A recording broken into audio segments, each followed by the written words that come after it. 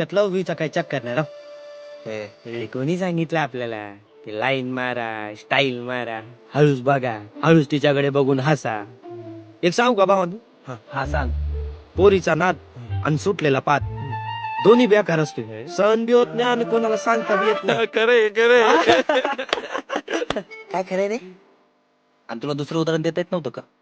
अरे जिने प्रेम बिम सगळी अंधश्रद्धा असते राव. आपलं म्हणजे कसे प्यार नको, काळजावर वार नको, आयुष्य बेकार नको, डोक्यावर टांगती तलवार नको. आयुष्य आपलं असलं पाहिजे, आपण आपलं बिंदास जगलं पाहिजे. हे फुल नको, लेटर नको, घाबरत घाबरत प्रपोज नको. आपण करायचं प्रेम आणि घरच्यांचा तो अपोज नको. कोणीतरी आपल्या काळजात घर करायला नको. लपून लपून गाठताना कोणीतरी पटकन पकडायला नको.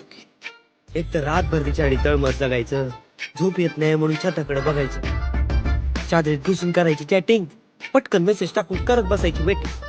टुंगटुंग वाजल्यावर मेसेज बघायचा उघडून, नाहीतर रात्रीचा दिवस करायचा हातावर हात रगडून. तो चॅट नको, आयुष्याची वाट नको, डोक्याला शॉट नको, आणि लग्नचा फटच नको ना भाऊ.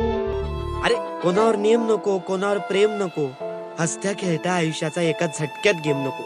अरे आयुष्य आपलं आहे ना, मग आपण आपलं बिंदास जगलं पाहिजे.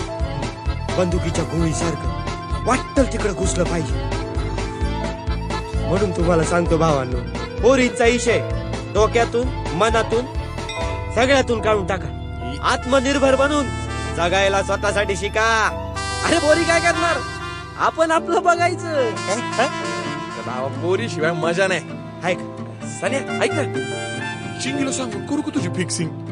काय तुझी नाही झाली, माझी आणि चिंगीची तर राहूनच जाईल ना. तुझं तू बघ. लाल घोट्या एवढी मोठी स्टोरी सांगितली तरी सनीला बॉलिवूड